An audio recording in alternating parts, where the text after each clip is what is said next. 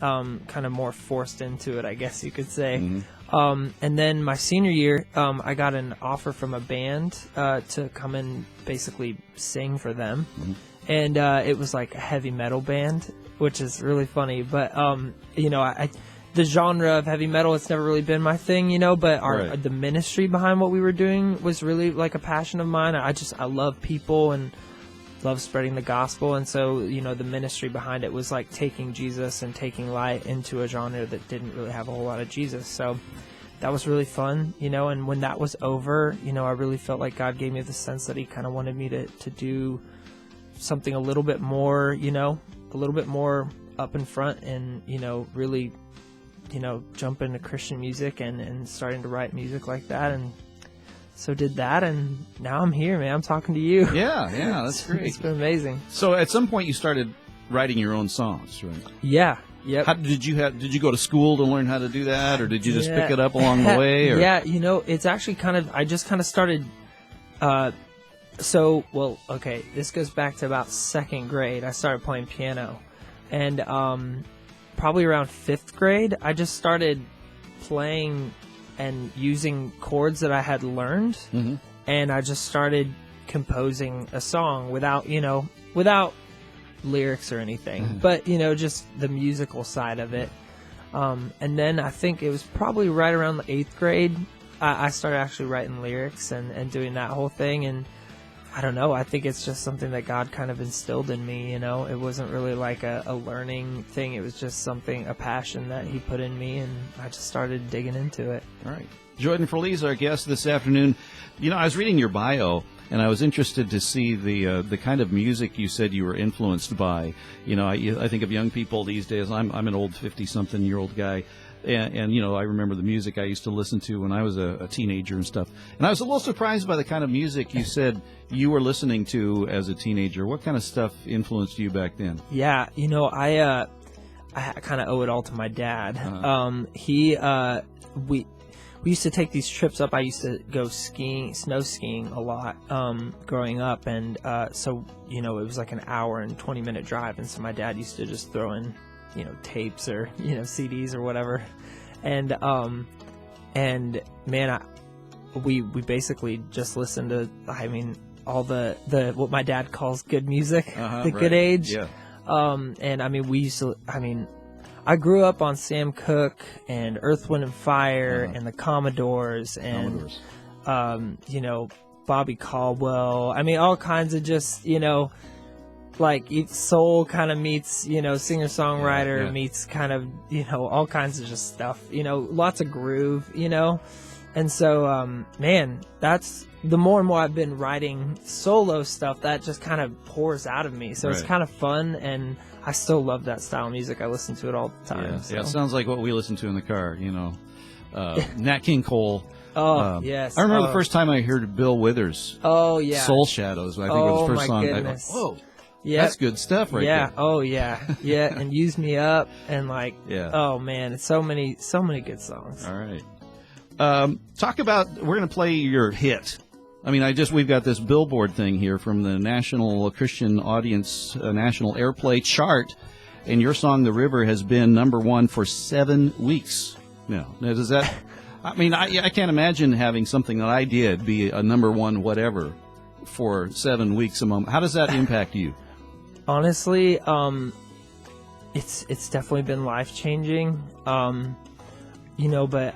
every time anybody, talks to me about it, I really, I can't really take credit for it. Mm-hmm. I obviously was a part in writing the song and everything, but, in music, you write something, and then once you're done writing it and it's recorded, it's kind of like, it's not really up to you anymore, and you pray that people like it, and you pray that God moves in the song, the way that you would want it to, but sometimes it doesn't happen, and, but with this, it's, I kind of you gotta just point it right back up vertically and just say, man, it's just Jesus, has his hand on it, which is amazing, and I'm honored to be, a cog in a wheel here, It's been awesome. Been a blessing for sure. Yeah, well, tell us about the song, The River. Kind of set it up for us, and we'll listen to it. Yeah. The The river, it actually stems from a verse in John, and it's John 7:38, and the verse says, "Whoever believes in me will have rivers of living water flow from within them." And so, more than anything, this song, it's really like it's an invitation.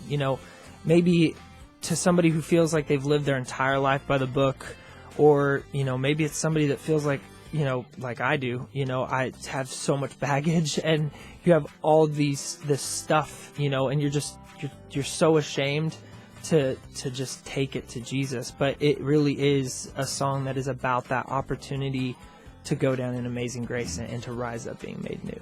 All right. Jordan Feliz, let's listen to The River. Jordan Feliz, our guest this afternoon at 101.5 KAMB. I know a place where we can go to lay the troubles down, eating your soul. I know a place where mercy flows. Take the stains, make you whiter than snow. Like a tide, it is rising up deep inside a current that moves in. Let's go down.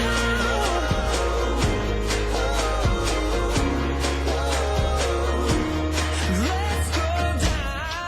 We're going down to the river, down to the river, down to the river to pray. Let's get washed by the water, and rise up in amazing grace. Let's go down, down, down to the river. You will be changed. Let's go down, down, down to the river. In the same. Oh, down. Gonna go down in amazing grace. Down, down, down to the river. Gonna go down in amazing grace. Celebration Radio 101.5 KAMB. That is The River by Jordan Feliz. I'm Mark Murdock. #1 song there for 7 weeks on the Billboard Christian chart. And Jordan's in the studio with me right now. Just kind of taking over for Melanie McKay here for a few minutes because Jordan came by and we thought we need to talk with him. Jordan, again, welcome to KAMB. Appreciate you coming in, man. Man, so glad to be here. Really, so stoked to be here, man. Yeah. Your tour is called the Beautiful Offerings Tour. How's that tour going? It's great. Last night was actually the first show. Oh, yeah. Okay. Yeah, and You got a lot of dates coming up. Yes, yeah, about 57 more. Wow. But man, last night it just made me even more excited to be on the road with the people I'm on the road with, So I'm really, really excited, and being able to see all these things that God is doing in songs that we're a part of, and I mean it's amazing. It's incredible. It's a massive blessing. All right. 7 o'clock tonight, Downtown Theater in Merced. I think tickets will be available at the door. And what can people expect on the concert tonight? I really feel like, come expecting, to leave something there, I think, the tour for us is really more of something that we really want people to be able to come and feel like they can leave something, at the foot of the cross when they leave, whatever it is, that if it's something that's holding them back, from pursuing the Lord even more or whatever it is. So I would say just come feeling ready to be changed. Yeah.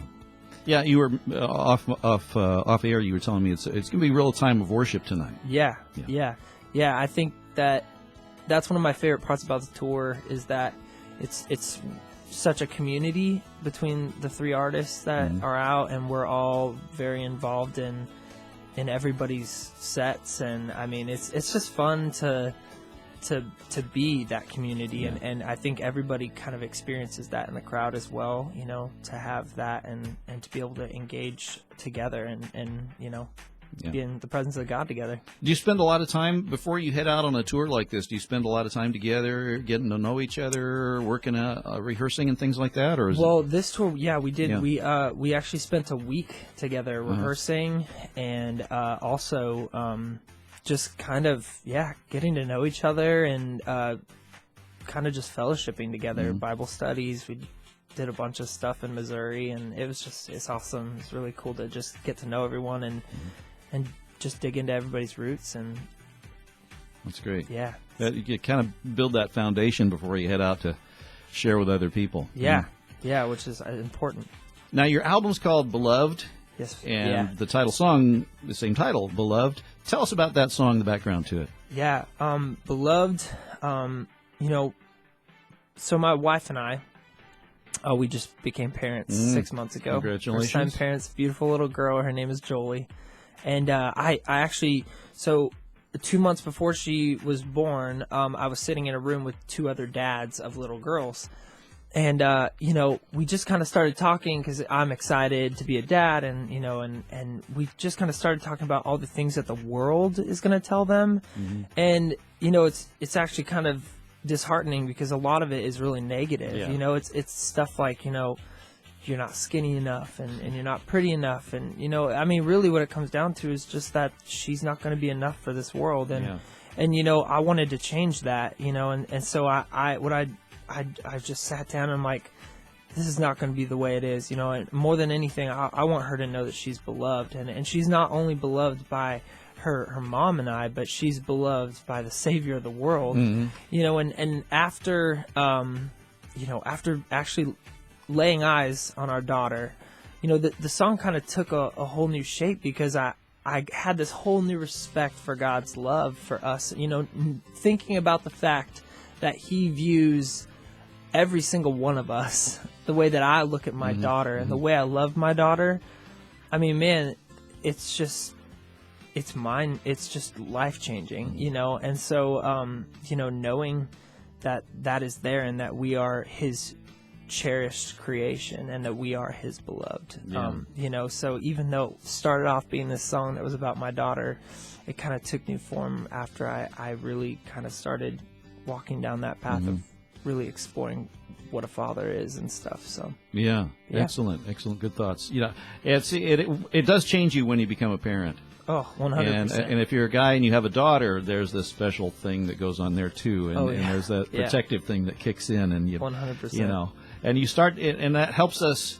It does help us see things a little more for how God sees us and how He feels when we start to stray, or He wants us to stay close to Him, and when we start heading off in another direction, say, hey, come on, you are loved. I will care about you, and that's why I put boundaries sometimes, you know. Yep. And you just becoming a parent really helps you understand that. Well, Jordan, thanks for coming in. I appreciate your time. Thank you Have so a much great for time at having the concert tonight, and we'll look forward to hearing you. Yeah, I'm excited. Thank you so much. You bet. Here's Beloved by Jordan Feliz at 101.5 KAMB.